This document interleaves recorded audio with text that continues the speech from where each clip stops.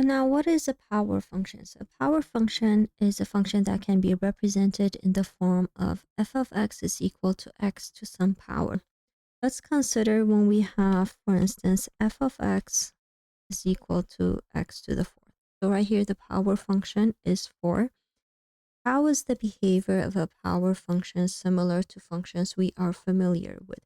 So for instance, we know that if we have f of x is equal to x squared, we know that this is a quadratic function, which will have the graph of a parabola. And if we see f of x is equal to x cubed, we know that this is the parent function of a cubic function where it has the shape of a graph. So now here we are familiar with f of x equals x squared and f of x equals x cubed. So whenever we see a power that has an even power, we are always gonna go back to the parabola function. So they're all gonna have the form of a parabola. And whenever we see a power function where it has an odd power, we're always gonna go back to the cubic function. They're all gonna have the same shapes. However, if we were, for instance, f of x equals x4 or f of x is equal to x to the 6, all of these are all even powers and they're all gonna have the shape of a parabola. However, this is the power as it increase, the graph will flatten. Now, since they have all the same shaped graph, so let's go back to when my power is even. So when my power is even, since they all have the same shape of a parabola, my end behavior is going to be the same. Meaning that for an even function, for an even power function,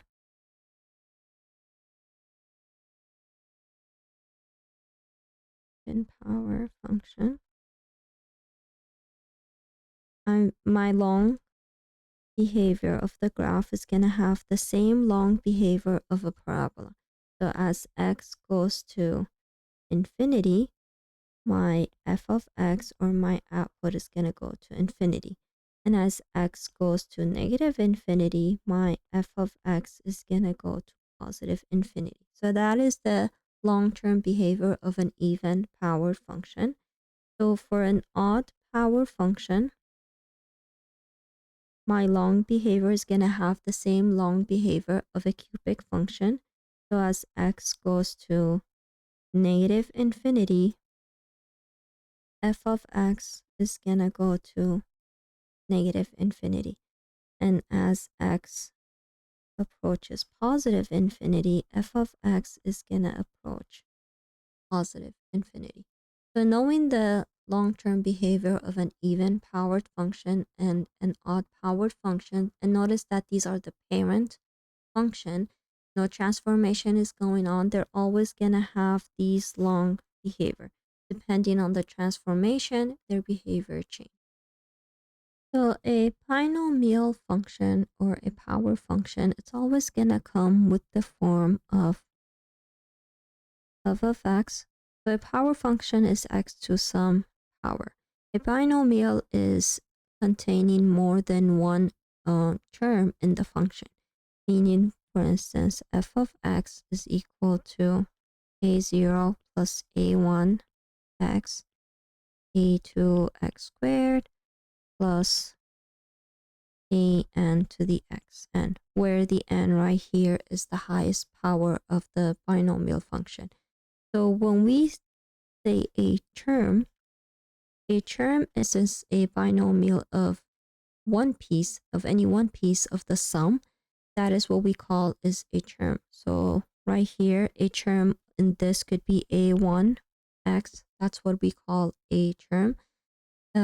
Each term is a transferred power function. So like a binomial is a combination of multiple power function added together. So the degree of the binomial is always referring to the highest power of the variables that occur in the binomial, where right here we say that the highest power is n. And then the leading term of the binomial is always the term that contains the highest power, where right here is an x to the n. And then the leading coefficient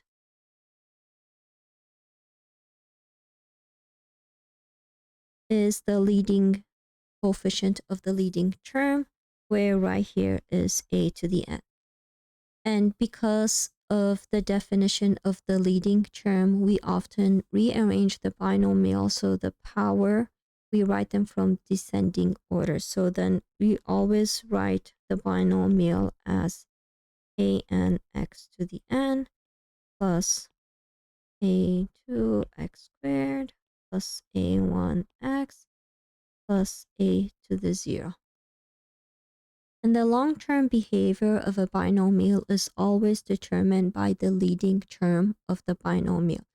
So if the leading term of the binomial has an odd power, for instance, if I have f of x is equal to x to the 5th plus 3x to the 4th plus 2x cubed plus my long-term behavior, it's always going to have the same long-term behavior of my leading term, which right here, my leading term happens to be x to the 5th.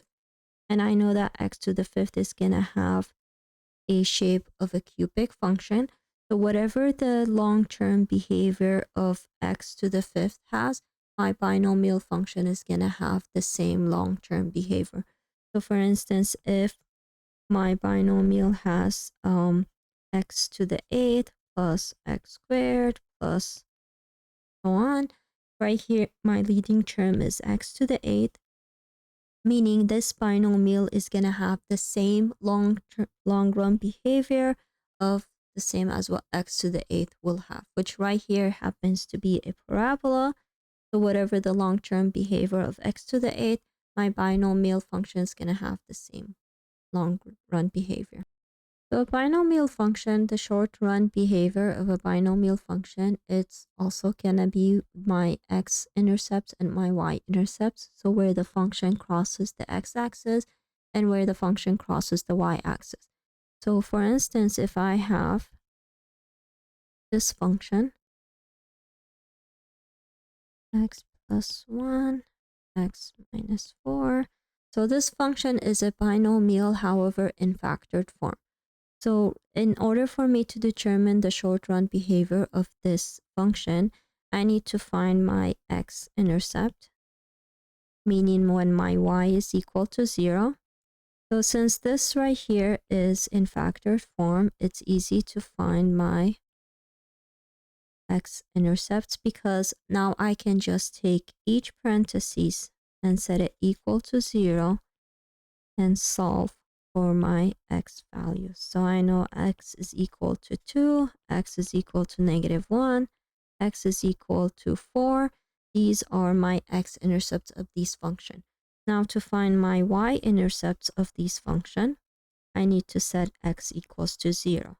So now here I would have f of x is equal to 0 minus 2, 0 plus 1, 0 minus 4. So that's going to equal to -2 times 1 times -4, which equals to 8. So graphs of binomial functions. Whenever we have a binomial of degree n, meaning the highest power of the binomial function, that will determine how many intercepts, horizontal intercepts the function at most will have. So for instance, right here, at most it will have n horizontal intercepts. Now an odd function will of a binomial will always have at least one intercept. Why is that true? So for instance, if I were to look at going back, if I were to look at a parabola, we know that parabola will have a 0 intercept, or it will have 1 intercept, which is the vertex, or it would have at most 2 intercepts. So Remember, if we have a power function, a binomial function with the leading term of an even power, it would always have the shape of a parabola. So whenever we have x to the n, where n is an even power, at most I will have an intercept. However, if we were to look at an odd function, so an odd function is always going to have the form of a cubic function. That means that the end behavior of an odd function would be as x approaches infinity, f of x is going to approach infinity. And as x approaches negative infinity, f of x is going to approach negative infinity. So the fact that these end behaviors are opposite each other, I know that at some point between these end behavior, my graph is somehow going to cross the x-axis, meaning that for an odd function, I know that at least it was going to cross the x-axis once, means that it at least going to have one x-intercept or one horizontal intercept. And I know that at most it will have n minus 1 turning point. So with these facts, let's look at the behavior of a binomial at the horizontal intercept. So now right here, I know that if a binomial contains a factor of the form x minus h to the b, the behavior near the horizontal intercepts determine the power of that factor. Meaning, for instance, if I have a function that looks like this. So right here, how do I know I know that I have an x-intercept here. I know I have an x-intercept here, and I know I have an x-intercept. So let's say this right here is my x1. This right here is my x2. And this right here is my x3. So looking at x1, notice that my graph crosses my x-intercept. That means that x1 is going to have a multiplicity of 1 since it crosses the x-intercept. And I write that as x minus x1 to the power of 1. So that is my first factor right here. Now, if we were to look at x2, now x2 looks like a parabola. So it's going towards my x-intercept. It crosses the x-intercept and it goes up right away. So that has a parabola shape. So now here, if I want to write my second x-intercept of the function, it's going to have the form of x minus x2 to the power of 2. So I say right here that x2 has a multiplicity of 2 because it has the shape of a parabola. Now, if I look at x3, notice that at x3, my graph goes towards the x-axis. It walks a little on the x-axis, and then it starts to go down. So now right here around x3, I have a graph that looks like a cubic function. So if I were to write that as a factor, it would have x minus x3 to the power of 3. So I say that at x3, my function has a multiplicity of 3. And my function, if I want to write it, it would be y equals a x minus x1 to the power of 1 times x minus x2 to the power of 2 times x minus x3 to the power of 3. So whenever we want to write our function, it's always going to be in factored form. And then you can just expand it to write it in standard form. My a value, I can always solve for it by noticing where my y-intercept and using that point to solve for my a.